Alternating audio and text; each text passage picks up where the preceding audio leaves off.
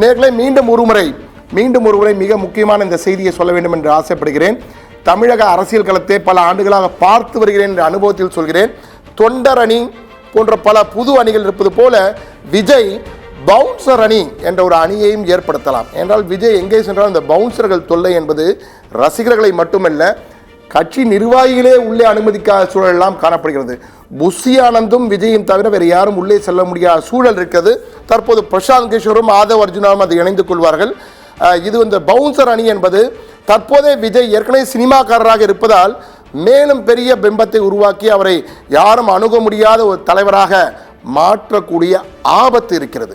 அந்த ஆபத்தை என்றால் எம்ஜிஆர் ஆகட்டும், கருணாநிதி ஆகட்டும், ஜெயலலிதாவும் கடைசி கட்டத்தில் தான் யாரும் நெருங்க முடியாதவர்களாக இருந்தால் முதலிலே தொண்டர்களுடன் இணைந்து பழகியவர் தான் ஜெயலலிதா.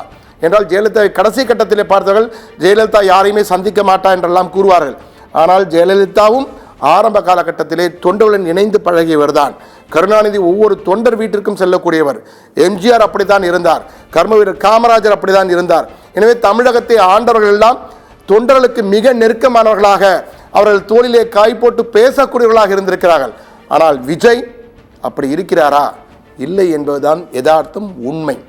அது அவருக்கு ஆபத்தாக மாறுமா என்றால் வாய்ப்பு அதிகம். ரசிகர்களுடன் நெருங்கும் பொழுதுதான் நீங்கள் சினிமாவிலே வேண்டாம் ரசிகர்கள் தள்ளியிருந்து தான் பார்ப்பார்கள்.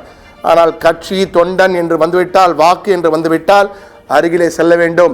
அவர்கள் மனதில் நீங்கள் இடம் பிடிக்க வேண்டும் என்றால் ரசிகர்களுக்கு மட்டும் வாக்குகளாக மாறினால் ஜெயிக்க முடியாது.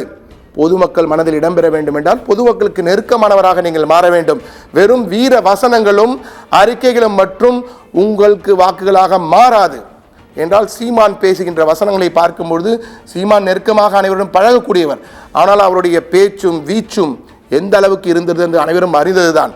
ஆனால் அவரால் ஆட்சியை பிடிக்க முடிந்ததா? முடியவில்லை. அப்படி ஒரு கட்சியாக தாவேகா மாறிவிடக்கூடாது என்றால் விஜய் இதை முதலில் களைய வேண்டும் என்பது மிக மிக முக்கியம். அவருக்கு ஆலோசனை சொல்பவர்கள் யாராக இருந்தாலும் அரசியல் களத்தை பார்த்து வருகிறேன் என்பதால் சொல்கிறேன். நிச்சயமாக தொண்டர்களுக்கு நெருக்கமாக பழக வேண்டியது மிக மிக முக்கியம்.